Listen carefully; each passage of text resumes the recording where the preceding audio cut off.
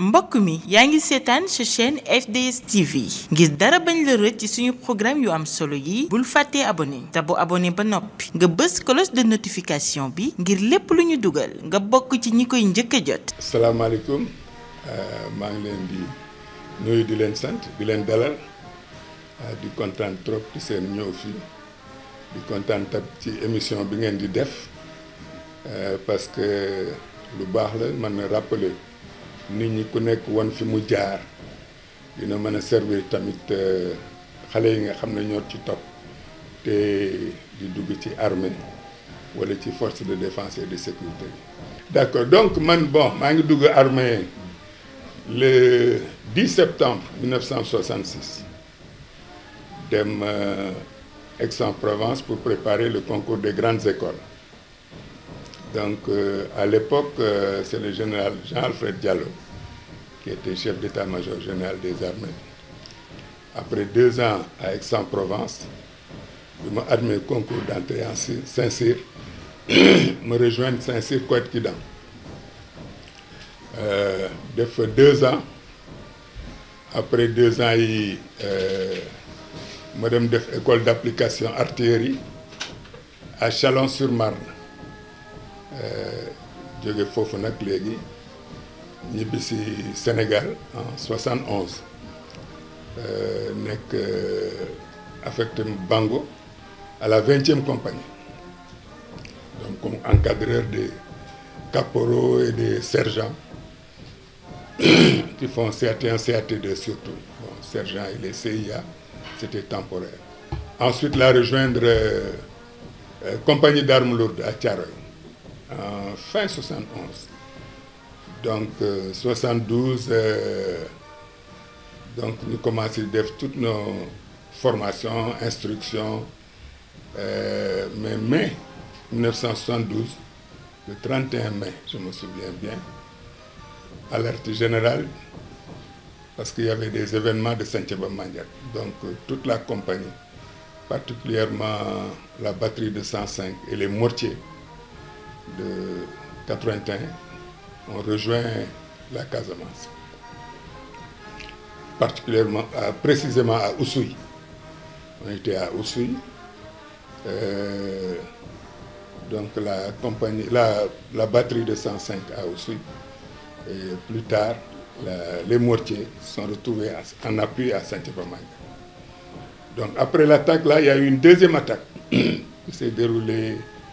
L'attaque, je crois que c'était le 26 mai. Où il y a eu des soldats, dont des étudiants, je crois, qui étaient tués là-bas. Ensuite, donc, nous, un jour, je crois qu'un mercredi ou un samedi. J'étais avec le préfet, c'était un préfet militaire à l'époque, le capitaine Samba Ndiaye, qui nous a beaucoup facilité la tâche là-bas. Donc lui, fini togué, on nous dit Agne. On voit tout de suite, tout d'un seul coup, le commandant Abel Ngom, Abdourahmane Ngom, débarquer à la préfecture. Nous, ça tombe très bien, on fait une réunion à 3, bon. La cale, les ordres sont il faut intervenir. Est-ce que vous êtes prêts? Je dis ah oui. Mon commandant, nous sommes prêts parce que nous faisons des séances de sortie de campagne toute la semaine. Donc c'est là que je suis retourné à l'école d'Oussouye, rassembler mes gars. Ensuite, toute la batterie, on est allé au carrefour des Phoques. Maintenant, on a arrosé tout le département en face. Et la situation s'est calmée dans le département. Après cela, nous avons entamé la phase de ce qu'on peut appeler de mise en confiance des populations. Il faut signaler à Oussouye aussi qu'on avait vraiment quelqu'un qui nous a beaucoup aidé. C'est le roi d'Oussouye de l'époque, Man. C'est lui qui nous avait donné le surnom de Afumben Kassalol. Peut-être que les Diola comprendront, mais ce qu'on m'a expliqué après, c'est celui qui a tiré sur Kassalol. Voilà. Ensuite, on a fait presque une année de ce qu'on peut noter comme pacification, rassurer les populations. Donc on faisait tous les villages du département dessus là. On les a fait.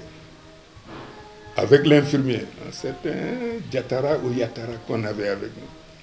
On venait, on rencontrait les chefs de village, on leur expliquait la situation, on les rassurait, on leur demandait si on a un problème, il faut nous dire, on directement fallait. Donc l'infirmier faisait pendant ce temps-là les consultations et tout.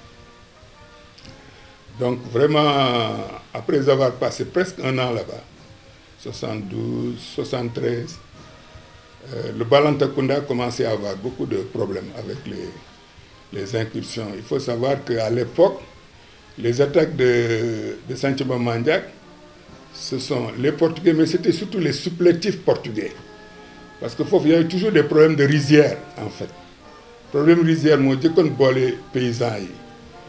Et les populations de Santhiaba Mandiack ne voyaient pas un appui de l'État ou des forces armées parce que les aider. Alors que les troupes portugaises les aidaient beaucoup. Donc après, au début d'année 73, je crois, c'est là qu'on a été balancé à Goudomp. Parce que pour pouvoir appuyer un peu le secteur de Samine qui couvrait Goudomp. Samine, je crois, a été tenu par le colonel Almami Tamba. Les parachutistes étaient là-bas. Donc nous sommes venus à Goudomp. Mais Goudomp aussi, comme il y avait la rentrée scolaire qui venait, on nous a déplacés à Brikama. Et Brikama, vraiment là aussi, on a eu toutes les populations à notre disposition. Brikama aussi, on a fait beaucoup de travail opérationnel. Parce qu'il y avait à mon base PAIGC à Sikoum, vers la frontière, qui occupait en fait les champs de tout le monde. Surtout la zone là-bas, c'était surtout les arbres fruitiers, les vergers, ainsi de suite. Et on avait là-bas un notable aussi qui nous a beaucoup aidé, M. Feu Alfousseni Seydi, qui est venu nous voir un jour pour dire que vraiment il n'arrive plus à récolter. Donc on s'est déplacé là-bas, discuté avec le chef du détachement. Je n'étais pas nombreux du PAIGC. Vraiment, il a compris. Il dit que non, à partir de maintenant. Bon, lui aussi, ça l'arrangeait parce que chaque fois qu'il passait à Goudomp pour des soins ou pour prendre un bon repas, il était avec nous. Donc on avait tous les renseignements à notre disposition. Plus maintenant, on assistait beaucoup les troupes parachutistes avec, contre les manottes, les voleurs de bétail. Bon, je crois que ce problème de voleurs de bétail est toujours là. Mais au moins aujourd'hui, il y a des technologies pour pouvoir tracer et arrêter les gens. Et maintenant, il y a maintenant beaucoup plus de possibilités de discussion transfrontalières entre forces armées Sénégal et forces armées Guinée-Bissau. Je pense que l'OLU aussi, c'est une excellente chose. Nous, on n'avait pas ça à l'époque. On avait beaucoup plus l'armée coloniale en face et c'était difficile d'avoir des relations. Bien que, vous savez, dans la vie, là, il y a toujours souvent des drôles de rencontres. Quand je suis allé faire le cours des capitaines, pour me dire aux États-Unis, Fort Sill, Oklahoma, du cours des capitaines, j'avais 2 collègues portugais. C'est un mois après qu'ils m'ont abordé pour me dire que nous, ils étaient en face. Ça, c'est un peu la vie militaire. Ils étaient en face, et ainsi de suite, que vraiment, on a discuté beaucoup de décolonisation et tout ça. Ils disent qu'ils étaient entièrement d'accord avec leur chef qu'il fallait décoloniser. Donc on est restés de bons amis pendant de quelques années. Bon, maintenant, je les ai perdus de vue, certainement aussi. Donc, c'est de là-bas qu'un beau jour, une inspection du chef d'état-major général, nous dit, bon, vous là, vous montez à Dialdiop. Je n'avais pas compris très bien. Bon, donc, vous montez à Dialdiop. Quelques jours après, on me dit, bon, vous êtes affecté à Dialdiop. Donc, nous l'avons à Dialdiop en 1974.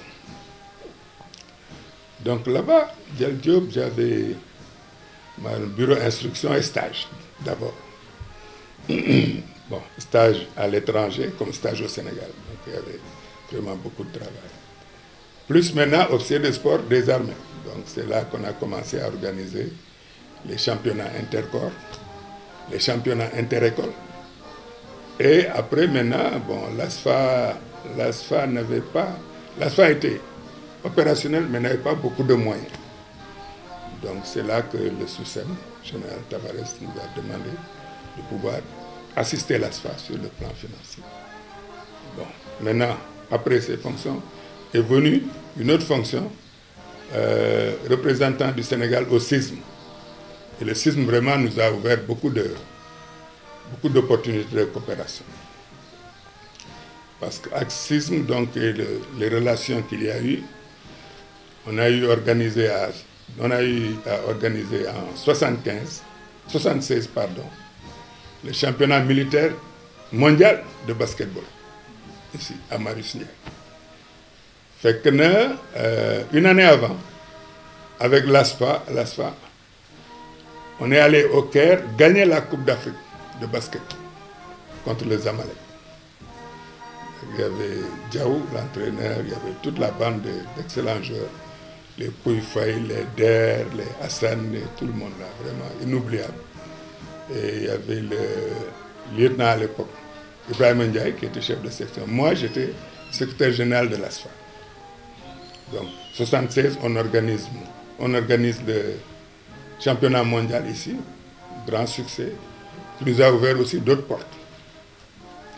Parce que là, on a pu avoir même des stages offerts à certains de nos militaires dans certains pays, sous les auspices du CISM. Donc, on a eu Pouy Faye, par exemple, Pouy Faye qui a pu faire son stage d'entraîneur au Brésil. Parce que je faisais aussi partie, j'étais adjoint au chef de la cellule communication du CISM, qui était un Brésilien, un colonel brésilien vraiment qui était disponible pour nous offrir beaucoup de stages. Donc après Dial Diop, en 78, je suis resté là-bas quand même 4 ans, mais c'était un travail très intéressant parce que là aussi, d'autres responsables, c'est que je couvrais toutes les activités du Prytanée militaire et des Prytanée étrangers. Donc chaque année, j'amenais les élèves étrangers avec le soutien de l'armée de l'air, premier GAS à l'époque. Ensuite, les élèves étrangers sénégalais qui sont entre Ouagadougou et Abidjan, MPT Bingerville et Kadjogo. Donc en 78, bon, mon stage, cours des capitaines États-Unis, Fort Sill, là aussi pas mal. Bon, ils avaient des méthodes de réglage de tir différentes des méthodes françaises qu'on connaissait. Et bon, il y avait un appareil spécial qu'ils avaient là-bas et ça facilitait les tirs. Bon, comme j'avais d'excellentes relations avec le commandant de promotion, j'ai dit, si je pars, il ne faut pas me faire de cadeaux, il faut me donner l'appareil. Donc, l'appareil Bobo Mandikofi, on l'a testé. Je crois que ça s'appelle RDP. Bon, les artilleurs, là, ils vont se souvenir de ça. Mais on l'a utilisé parce que quelques temps après, je suis venu comme au bataillon d'artillerie. Donc, en fait, j'ai fait 3 mois peut-être au bataillon d'artillerie parce que le chef de corps, le commandant Moutaga Diallo, a été en stage en Éthiopie. Mais de là-bas, crac, Kédougou. Donc, je suis allé à Kédougou comme commandant d'armes. Et le général Amadou Ablaïdien, colonel à l'époque, était commandant de zone. Donc, Kédougou aussi, j'ai fait 1 an avant de revenir au bataillon d'artillerie, cette fois-ci comme chef de corps officiel, pour 2 ans. 2 ans, là aussi, vraiment, Batati, Kédougou et Batati, des commandements magnifiques. Kédougou, à l'époque, si on affectait quelqu'un, on pensait qu'il avait fait quelque chose. Bon, Nous, on a pris ce défi-là. Finalement,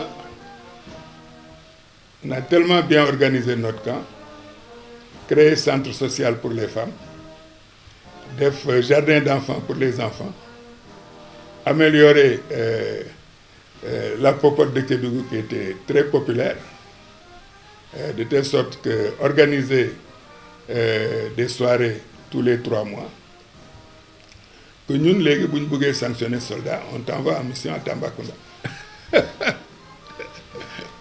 Nous n'avons pas de. Donc en un an, nous avons Kédougou de Ngaïdia. Donc c'est de là-bas qu'on m'a affecté au Batarti. Batarti aussi. Bon, moi j'ai une. C'est ma conception. Il y a une dimension sociale du commandement. Et ça, je le retiens de mon instructeur américain, j'oublie son nom, déjà au cours des capitaines.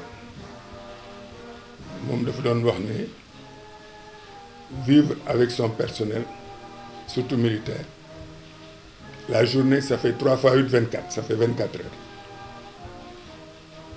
Ben 24, ben 8, ben tiers bi nga moom 8 heures yi, il est présent dans ton cantonnement.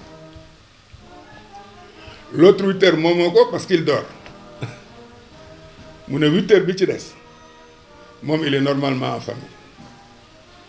Yow léegi pour le retenir que mu def liggéeyam normalement en paix avec un état d'esprit tranquille dans ton cantonnement 8 heures yooyu fexeel ba boole famille am ci sa organisation. Donc ça là, ça a été vraiment mon viatique, c'est ma carrière. Donc Kédougou, on avait fait ça. Bignoé aussi au Batarti, on a fait ça. Batarti aussi, après 2 ans, presque, direction le Liban, à la FUNUL. La FUNUL, c'était beaucoup plus être adjoint, d'abord à Nakoura, à l'état-major. J'étais adjoint logistique du colonel français là, qui gérait la logistique. Lui aussi, un monsieur très bien. Et là-bas aussi, vraiment, nous avons fait des initiatives après le contingent sénégalais. Parce que Bignoé Fofou, le commandant du contingent, le commandant de la force, c'était un Irlandais, Fatih Touram. Mais son officier, les anglophones ont toujours le welfare officer, qui s'occupe du bien-être. Lui aussi, quand on a sympathisé, j'avais un adjoint en fait finlandais, moi aussi. Bon, donc mon yobu ci affaire Sona. Non, chef. De réunion Sona, c'est bon pour la santé, tu vas voir là. Surtout les Geneba. Bon. Sur mon bureau là, on a déplacé le Sona que j'ai acheté, qui est toujours avec moi. Le Sona personnel à la maison. Donc, mon thème xaritu Irlandais bi la.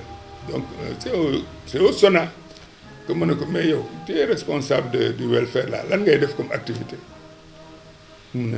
C'est-à-dire, on n'a qu'à faire un championnat de volleyball de tous les bureaux ici. Je me dis, ah bon? Bon, nous avons des séances de travail. On a organisé notre championnat de volleyball à Nakoura. Jusqu'à ce que le général a été tellement content. Il m'a reçu. Son adjoint était un colonel nigérian, lui aussi, très sympathique. Nous recevons, bon, vraiment, on est très content, ainsi de suite. Bon, qu'est-ce que vous voulez qu'on fasse pour vous ou bien pour le contingent sénégalais? Les contingents sénégalais, vous n'y êtes pas. Une chose qui les intéresse, que ce soit les chrétiens ou les musulmans. C'est quoi? Les lieux saints. Les lieux saints. Sénégal, musulmans, ils veulent aller à Umrah. Les autres là, ils veulent aller à Jérusalem officiellement. Je dis son nom. D'accord, il n'y a aucun problème. Les gens partiront avec avion Nations Unies, soit de Beyrouth, soit de Tel Aviv. Pour nous demain, il n'y a aucun problème. Donc, non, nous qui disons que am avantage, il y a le général colonel Amadou Fall. donc moo doon commandé contingent bi dans Sénégal ñoom ils étaient dans leur PC mais moi on se fréquente ça bu ma demee wax ko mu ne ma lan ma ne ko ah voilà ça mais nag ñoom 20 personnes rek la ñu mën a jël nangam ainsi de suite donc noonu la ñu amee Nations Unies premier compte mooy man naru moon dem parce que bokkuma ak ñoom structure mais dafa ñëw demander à mon chef de service colonel français laa ne ko non Diop moo initié affaire yi bon moom vraiment on préfère mu dem donc noonu laa dem def reconnaissance au niveau du Caire hôtel yi ñuy dal yëpp tànn ensuite dem Arabie Saoudite fekk fa un ambassadeur magnifique l'ambassadeur Cissé de Pire bi ma ko waxee ndekete moom en fait c'est un peu le représentant ou l'ambassadeur itinérant du président de la République qui couvre aussi le Liban donc bi ma demee foofu waxtaan mu ne noonu y a compris donc noonu le contingent boobu seen bat 9 demee ak 20 personnes ak le colonel Amadou Fall dem def seen umra gratis bon léegi chevauchement bi am parce que boobu j'ai fait 1 an colonel Salou Niang ñëw bon moom tout le monde sait dans l'armée que sama grand la personnellement en plus ñoom ñëpp je les respecte beaucoup vraiment j'avais d'excellentes relations avec mes anciens là mu ñëw mu ne ma dossier boobu sama rek tu te débrouilles c'est ton dossier donc moom tam noonu la demee bëgguma yóbbu ma ne ko non man manuma dem naa l'année dernière donc noonu la ñu amee la xaw ma nag après ndax continuer na parce que dans ces organisations là les relations personnelles jouent beaucoup énormément donc léegi Liban aussi le temps que may pare donc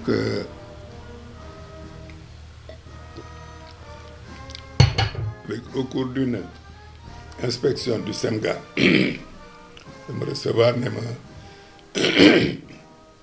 bon Diop vous allez à Ziguinchor mais man entière là mu ne ma non à Ziguinchor donc du Liban Ziguinchor je viens là-bas le temps que j'arrive le général Dieng était désigné comme le colonel à l'époque commandant de zone donc on se retrouve là-bas encore pour la deuxième fois la Ziguinchor 82 ba 85 3 ans c'était une période assez chaude mais vraiment on avait je pense que tout le monde reconnaît qu'on avait très bien géré aussi donc 85 maintenant aussi c'est pour ça je retiens toujours une phrase les portes du bon Dieu sont infinies moi je quitte Ziguinchor pour venir à Dakar percevoir à l'intendance l'avance qu'on donne pour aller à l'école de guerre on me dit le SEMGA me demande général Tavares je vais au cabinet ñu ne ma non ils sont pas au courant je vois le colonel Ngom chef cap ñu ne ma sama rek je ne suis pas au courant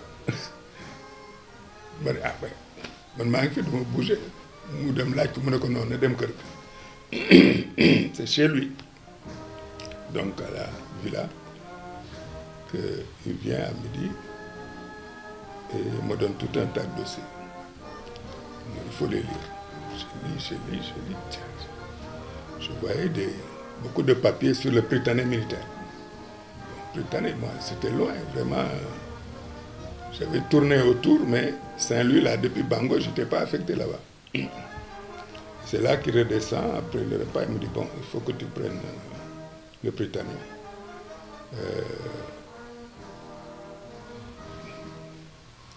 toutes les j'ai demandé mais vraiment c'est ton nom qui sort j'ai dit mais moi je les prends il dit non ça laisse tomber on verra où est-ce que tu vas aller tu nous dis comme ça tu vas faire c'est comme ça que je suis allé au Prytanée non ce que j'ai fait d'abord j'ai dit le général Doudou Diop était sous SEMGA j'ai dit bon mais moi vraiment Prytanée ça fait des années je ne suis pas passé là-bas donc je vais voir le sous SEMGA qui me confirme qu'effectivement vraiment il faut aller là-bas j'ai dit bon moi comme je dois retourner à Ziguinchor est-ce que je peux avoir un véhicule et un chauffeur pour aller discrètement?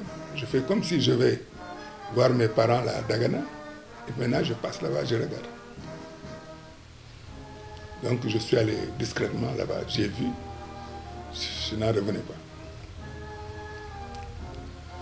Bon, comme j'avais de vieux parents Wallo là, à Bango, je suis allé les voir.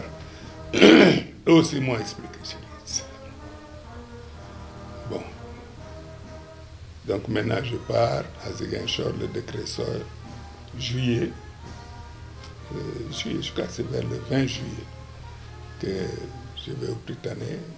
J'essaie de constituer mon équipe vraiment de gars que je connaissais très opérationnels entre le Prytanée militaire, entre l'artillerie, le 5e bataillon, Kédougou, bon, donc les coins où je suis passé.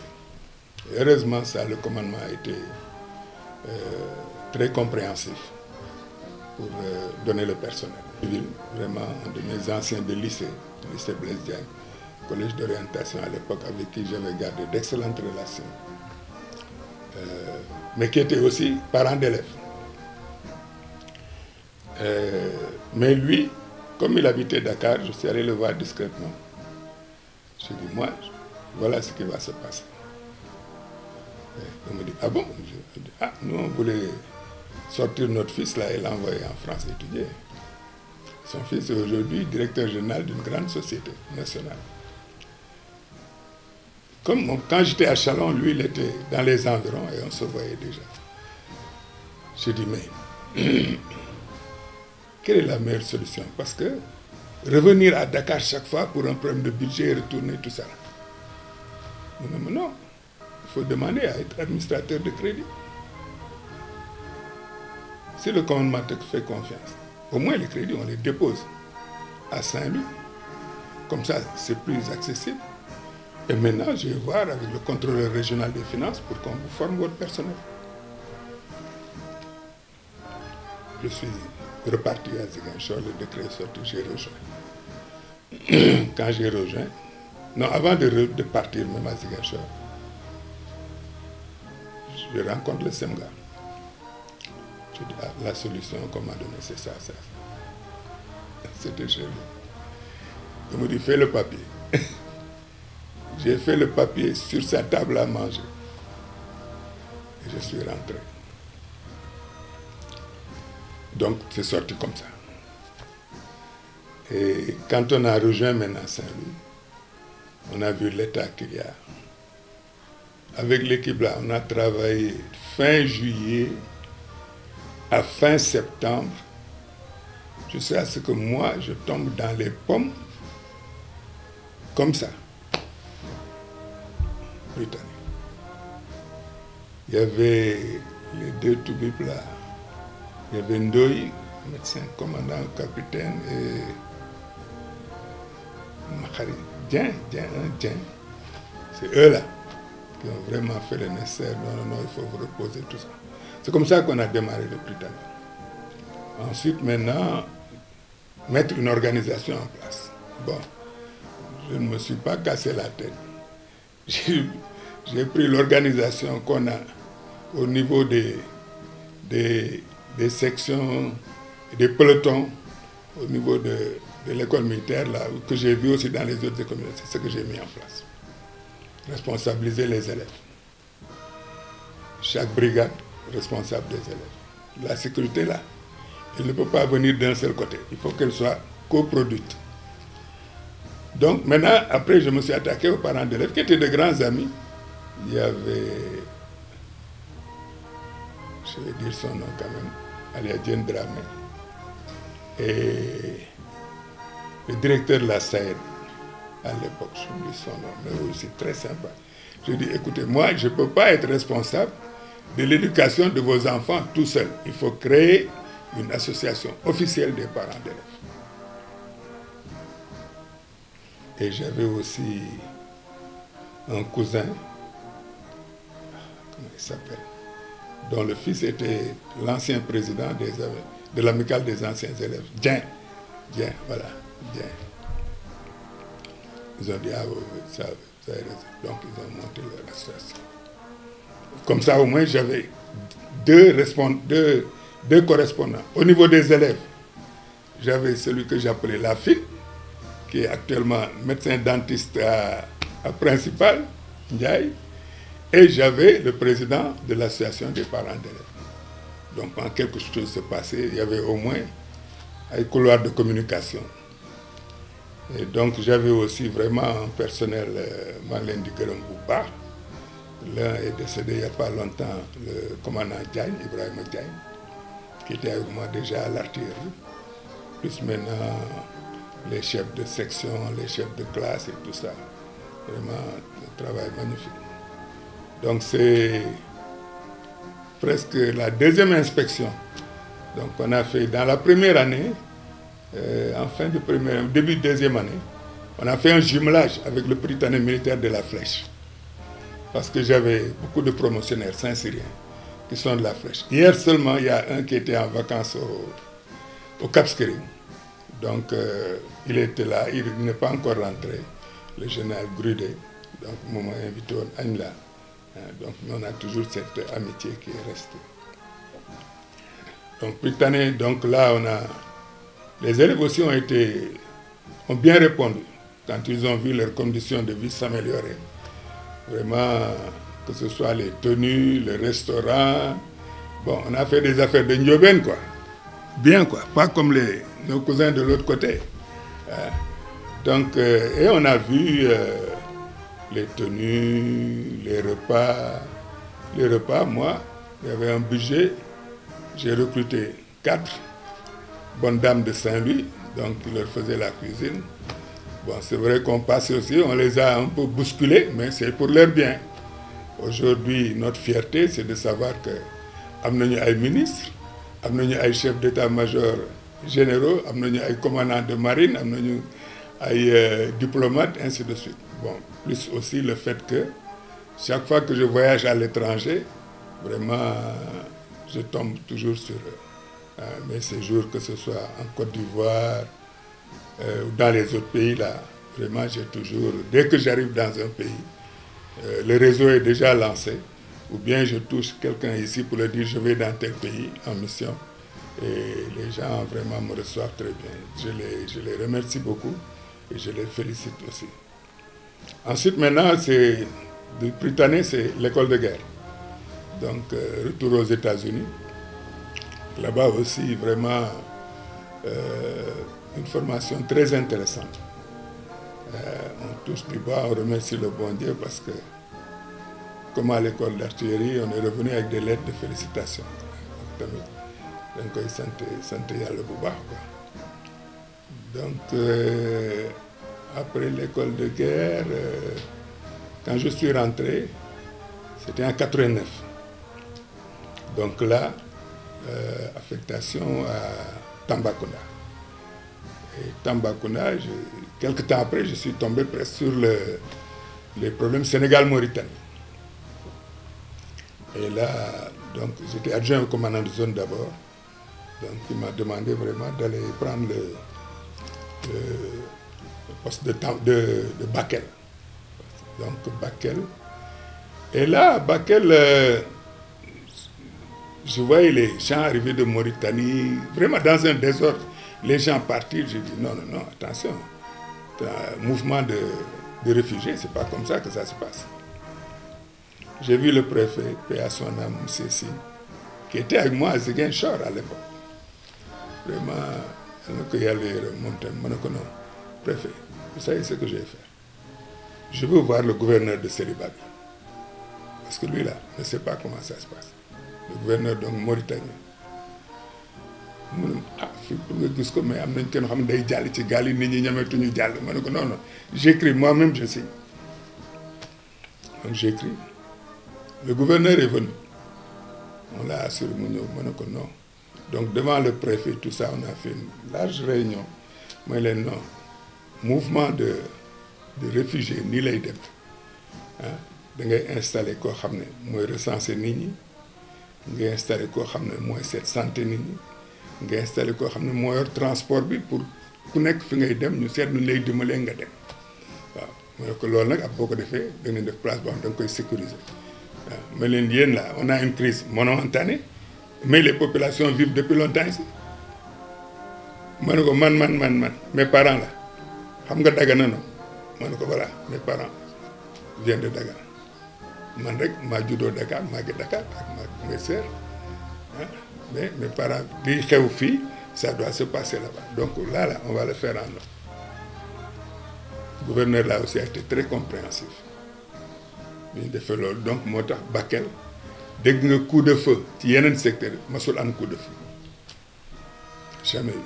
On a toujours géré ça bon mieux c'est temps au corps la woon le gouverneur bi muy dem mu ne ma non mon collègue j'ai une doléance vraiment mais ça elle n'a rien à voir avec la réunion usine glace bi est-ce que mën naa am benn barre glace par jour ma ne ko non vous aurez 2 barres de glace par jour da ngay désigner ce piroguier buy ñëw jël ci glace bi donc on a assuré comme ça ba ma jógee foofu Bakel je crois que j'ai fait peut-être 6 mois bu mu apaisé mu ñëw Ziguinchor ma ñëw Tambacounda quelque temps on a eu un décès dans la famille ma départ Tamba pour dem Dagana jaale ji ñëw Metz ñu ne ma le général Dieng était venu ici comme zone il était comme zone Dakar comme zone est venu ici 2 fois là parce qu'il vous a appelé à Tamba mais on dit que vous êtes sur la route j'ai dit non je ne suis plus sur la route je suis au Metz non en tout cas il est venu. J'ai dit mais qu'est-ce que je fais? Il revient ou bien je dois aller voir? Il dit il demande d'aller le voir. ma dem këram mu ngi dëkkoon wetu Dial Diop toog on se connaissait déjà je connaissais la famille ça faisait longtemps c'est vrai toog tout d'un coup journal télévisé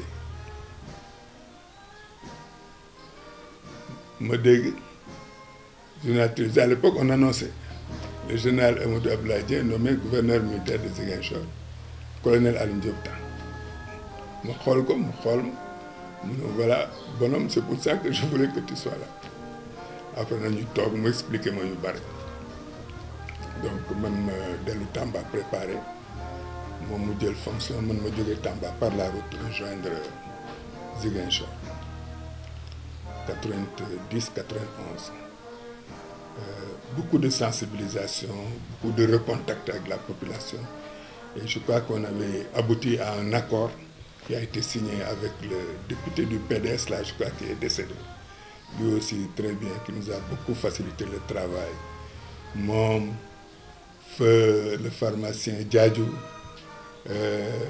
Robert Sagna vraiment ils ont mis le paquet ils ont ñoom ñëpp vraiment c'est des gens qui aiment leur pays quoi vraiment discuter faram-fàcce gouvernance Ziguinchor nag benn bi ñu ñëwee bi ñu analyser les causes profondes problème crise bi yëpp c'était des problèmes de terre moo tax su ma gisee léegi di lire sénégalais ak des problèmes de terre et autres là vraiment ils n'ont pas le sens de l'histoire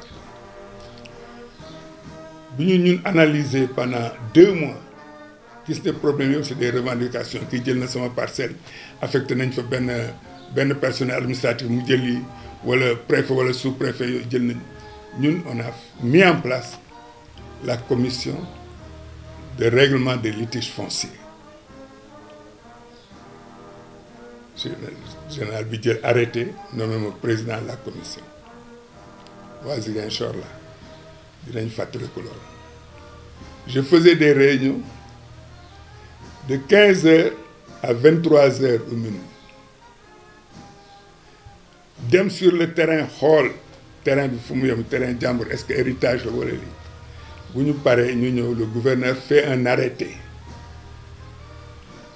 jox ko les gars des domaines cadastre ñooñu ñëm rectifier le papier est sorti famille am seen c'est comme ça qu'on a quitté Ziguinchor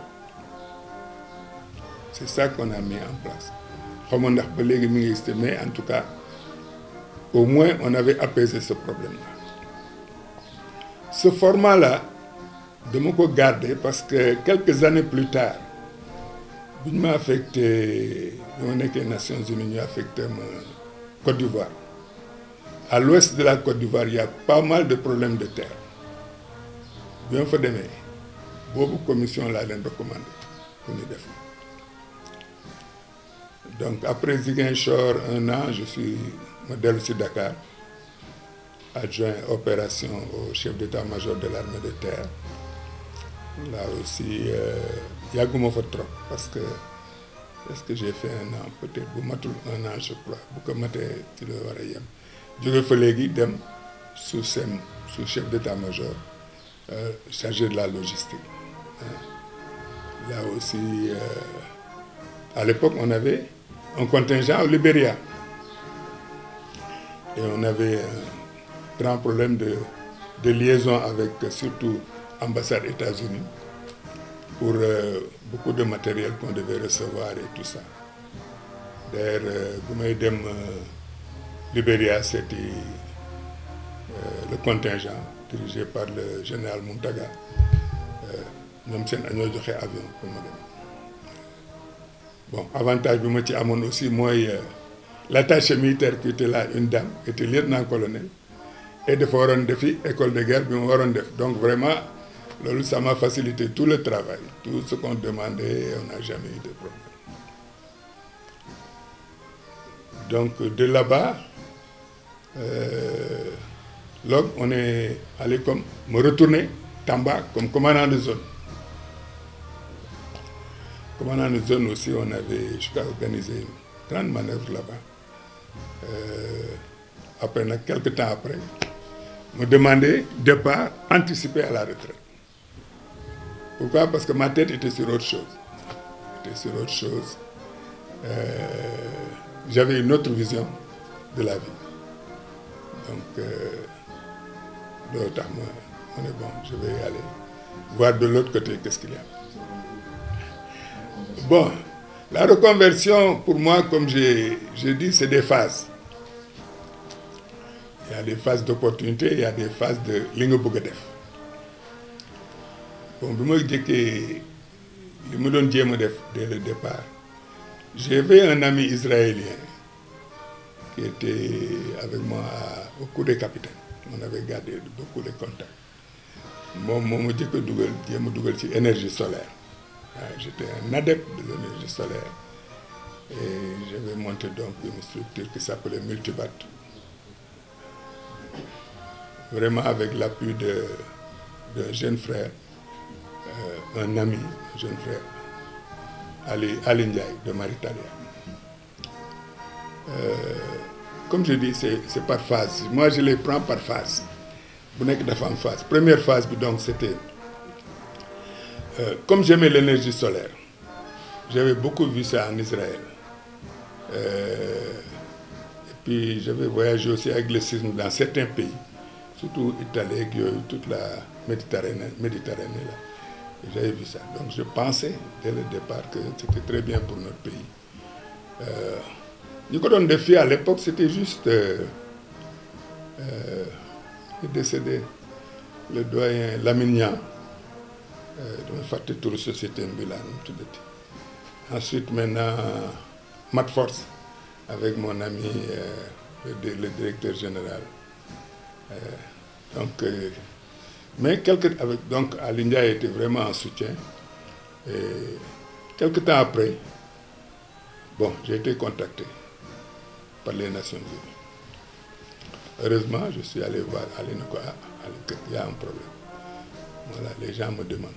Ainsi de suite. Fait que na année boobu en fait avant j'avais aussi un grand ami Fodé Seck. Fodé était secrétaire général du ministère des Affaires étrangères. Et moom à l'époque amuñu woon ambassade en Turquie. Moom jëkkoon woo ne ma dañu bëgg benn mission exploratoire Turquie. Ma dem xool donc man laa demoon Turquie la première fois. Très bien reçu tout ça ñoo defal leen rapport jox leen. Beneen bi ci toppaat Tambou c'est le président Moustapha Niasse qui était donc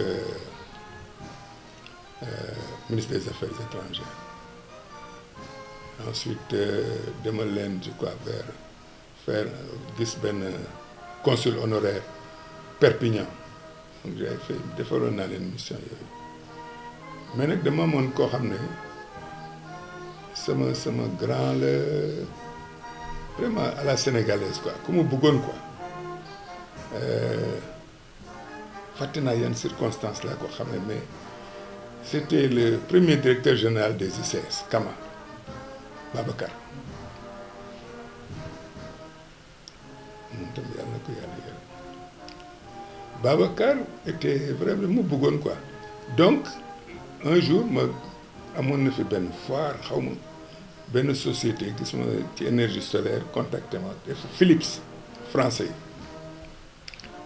ne ma naa leen seet si Suisse ah bon dañu bëgg représentant xaw ma lan ak lan institution man ma jóge fi dem au salon de l'aéroport de Genève je tombe sur Babacar Kama Moustapha Niass et d'autres donc moom tam moo jëkk ñu ma yow lu tax nga kii lu tax nga génn nangam ma ne ko non j'ai expliqué daal mais xam naa ne sama mag yooyu dugal woon seen bopp non léegi yow boo delloo gis ak Moussa ne ko non booy bi laa bu ko fi bàyyi ah bu dellu see rek kooku tontu ko à l'époque na ko mais j'étais son pion au lycée je ne le connaissais même pas très bien moom Falilou Kane ndeysaan ak Kébé que j'ai retrouvé ambassadeur aux Nations Unies aussi donc ma ñibbi si mu ne ma non boo ñëwee na nga ñëw affaires étrangères ma ñëw tombé ci kii Seck secrétaire général Fodé aussi ndeysaan lien yi ñu amoon à cause de son autre frère qui est décédé aussi Tayfour Seck waxtaan donc joxe mission yooyu donc ministre bi recevoir na ma ne léegi comme waa Nations Unies dañ la woo yow mën nga dem New York mën ko am nga billet mën ko am naa billet mu ne ma demal nga seet ambassadeur bi nekk foofu Sané je crois que Sané non c'est pas Sané un grand là fàtte turam temps wu Boutros Ghali la ma différé tuuti man dem xaw ma programme Nations Unies ma dem New York dem seet leen mu ne ma woo pop c'est dommage dañuy changer Boutros Ghali Kofi Annan moo war a ñëw mais xaaral ambassade bi ne ma xaaral am na assistante spéciale u Kofi Annan xëy na dina la recevoir mais daal yaa ngi New York man koy mu ne ma da nga déglu kooku woo ma ñëw fekk moom tam CV gis na sama CV mu ne ma Elisabeth xaw ma nan la tudd te je crois que son nom là ne ma mais yow luy wax caa we need you yesterday toi on a besoin de toi avant-hier pas aujourd'hui mais may ma rek ma xool ne ak ñaari département yi kan moo lay ciy jël DPKO département maintien de la paix wala système agence des Nations Unies parce que ñoom ñooy gën a soxla respecter officier de sécurité bon man ma ñibbisi léegi amoon benn opportunité waroon dem Gabon mais nag dem di tàggu sama beneen doyen ndeysaan moom tam yàlla na ko yàlla yërëm Amadou Ka de Tassinière xaritu Jili Mbaye bu nekkee Saint-Louis nag laa ko gënoon xam sama benn xarit bu gaañu aussi proviseur Charles de Gaulle Seydou Sow moo ñu boole woon vraiment de bonnes relations ma dem di ko tàggu ci këram point mu ne ma non léegi jëkkal dem Abidjan dama lay boole kenn laa foofu parce que li ngay liggéey sécurité nit ñi soxla nañ ko mënu ko ba mu ne ma non topp conseil am changé yàlla fi mu lay xaar doo ko xam mu ma dem foofu fekk na dem Abidjan ki ma booleel il travaillait à la BAD, un Mauritanien du nom de Ba te xam nga maa ngi xool fan yi yëpp le profil des nouveaux candidats là dama xamul ndax kooku la wala mais xëy na waru nekk kooku il doit être parti parce que moom magoon kooku recevoir ma à la BAD ne ma ah oui on a un dossier pour la Sierra Leone mais foog nga patienter tuuti parce que financement bi génn ko fekk na Abidjan il y avait aussi 2 membres de l'armée sénégalaise qui étaient là-bas.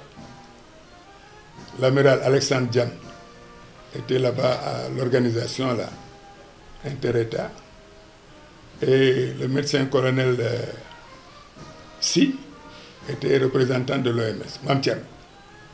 Mam Thierno, lui, c'est mon xarit la, c'est mon morom la. Vraiment, ça c'est l'équipe de Bordeaux. Donc ma ñëw un jour ma ñëw kii mu tudd Alexandre Diam di ko seet mu ne ma bon il y a le général Nelson qui te cherche là ma ne ko ah bon mu ne ma non à Dakar ma woo général Nelson mu ne ma non c'est Kofi Annan qui était là en visite.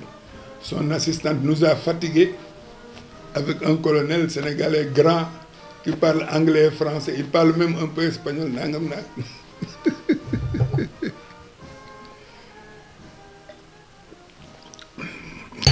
Yaa ngi numéro. Man ko oui, j'ai sa carte. Elisabeth Lindenmayer, assistante spéciale de Kofi Annan. Ma jóge foofu man dem tranquillement c'était le PNUD d'Abidjan. Tombé sur le chef du courrier, un jeune Diallo, il s'appelle toujours. Mon carte de visite, bon, je dois téléphoner d'urgence à cette personne-là.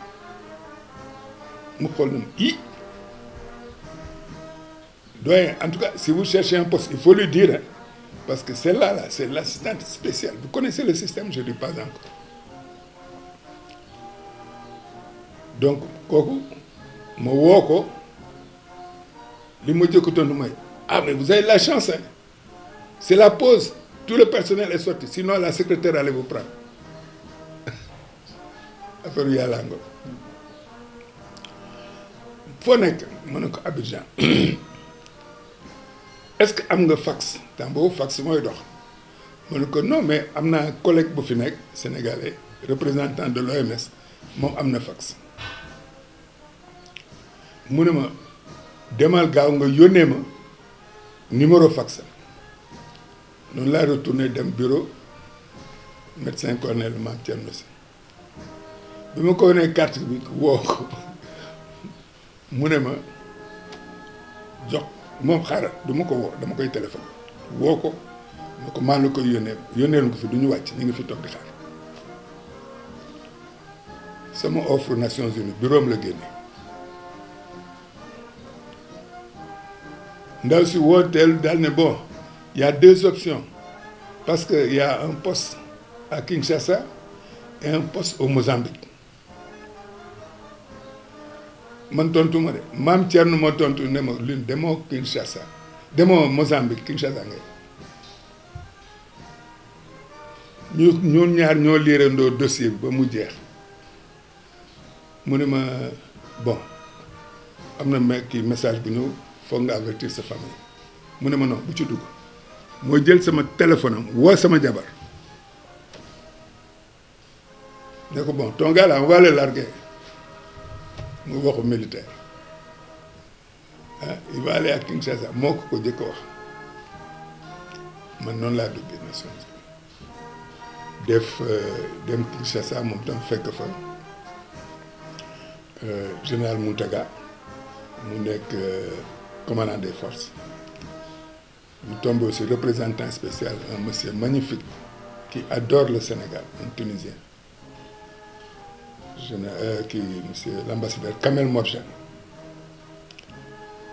Et puis aussi un chef de l'administration égyptien qui était lui aussi colonel à la retraite. Donc vraiment on avait une sacrée bande.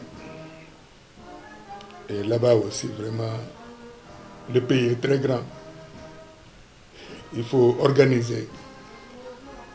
Donc je vais faire 3 ans, 4 ans, mais en 1 an et demi, notre patron de New York là m'a envoyé une délégation de 2 gars du bureau là-bas. Nous avons inspecté ça. Richard, il est décédé. Un Suédois et un Américain.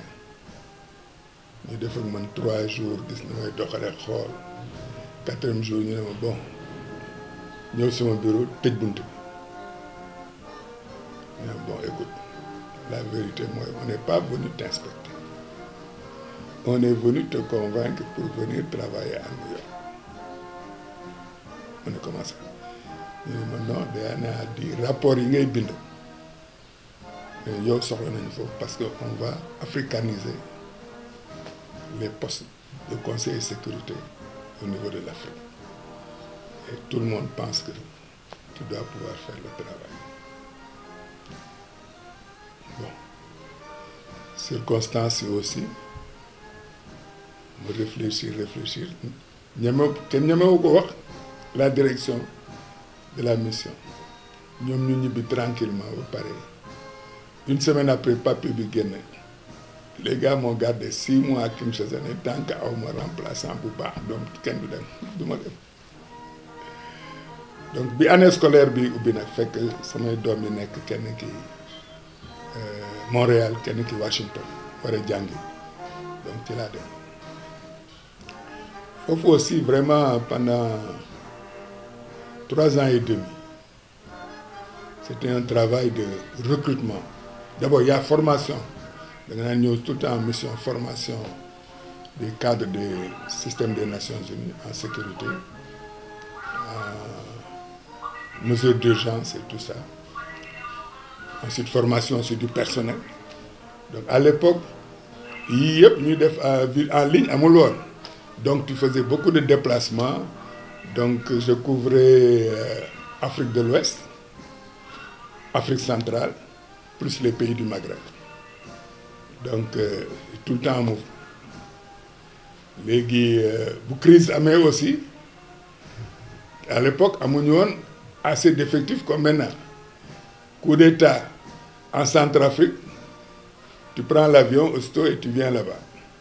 Il y a non seulement l'évacuation des personnes, du personnel des Nations Unies, ou bien maintenant, revérifier pour voir le personnel de Manu Delosi ou de Delosi. Donc là-bas, j'ai fait 3 ans et demi. Vraiment, ça me permet de me couvrir, visiter pas mal de pays aussi. Et de comprendre le système. Après ça, la crise du Côte d'Ivoire commençait, vous vous souvenez de 2002. 2002, personnel des Nations Unies gagne. Nous avons pour me inspecter. C'est le personnel de Manu Delosi. Bon, je suis des rapports, le personnel de Delosi. 2 mois après, nous affectons Côte d'Ivoire. Bon, ça c'est d'après ce que j'ai entendu que faire. Comme c'est un Sénégalais, il faut le mettre là-bas. Parce qu'ils s'entendent bien avec les Ivoiriens.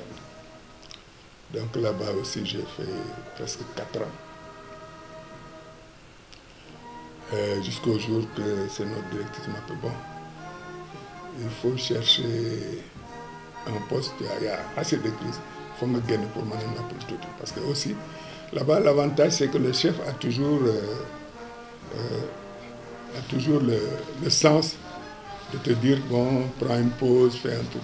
Bon, il y a 2 postes. Il y a soit le Caire, soit New Delhi. Voilà. Mais après, nous insistons, donc vraiment New Delhi, nous gagnons parce que on a des problèmes à Tifanek. Donc nous l'avons demain New Delhi. New Delhi aussi, nous avons fait demain. L'Inde, c'est très grand. Là-bas aussi, il n'y avait pas d'organisation. Donc là, c'était beaucoup plus faire un organigramme pour que l'État unique. Parce que pour vous, les Nations Unies sont très présentes aux Nations Unies, en Inde, surtout les agences, dans beaucoup de domaines. Vraiment. Et donc là, organiser un système d'alerte. Dans Bobo, on commençait à avoir les SMS, 2000, 2007, 2008.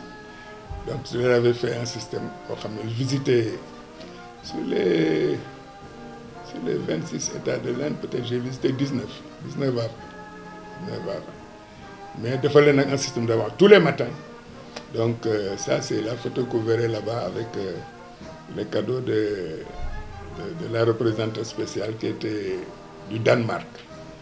Elle aussi, je me dis que nous, mais est-ce que ce qui se passe à Bombay, le matin, vous êtes au courant? Quand ils les rendent compte, ils vont faire un mail. Je dis non, ça, ce n'est plus un mail maintenant. Le système SMS là, on peut faire, je vais leur faire un canevas. 1, 2, 3, 4 règles les donne. Fin bi ñu bind RAS ou incident. Voilà. Donc on a mis ça en place là-bas. Plus aussi beaucoup de formations des représentants dans les États, ensuite désigner maintenant des coordonnateurs régionaux de sécurité. Ça aussi c'était beaucoup plus une formation. Donc il faut que les retraites des Nations Unies. Nations Unies. Non, légui, donc quelques temps après, le bureau de New York me dit non, on n'a pas trouvé d'emplacement. Donc je suis allé refaire 1 an là-bas. Pour me dire non, beaucoup de monde, je sors, ainsi de suite. Donc je fais beaucoup de consultance pour eux, entre l'Institut Paix et Sécurité d'Addis Abeba, le PNUD, le FMI. Donc le FMI, nous sur le plan sécurité, donc voilà, c'est rare nous voilà. Donc ça c'est l'autre phase, la phase constante. Maintenant l'autre phase est venue suite au dialogue national. Le dialogue national de 2021, bon, je venais vraiment de commencer à stabiliser pour tout qui moins quoi. Donc c'est, ils avaient fait une réunion au palais. Et je suis tombé dessus, j'étais là, je suis tombé dessus, je voyais tout ça. Et comme c'est le général Mamoudou Niang que je connaissais, paix à son âme, je me parlais mon général.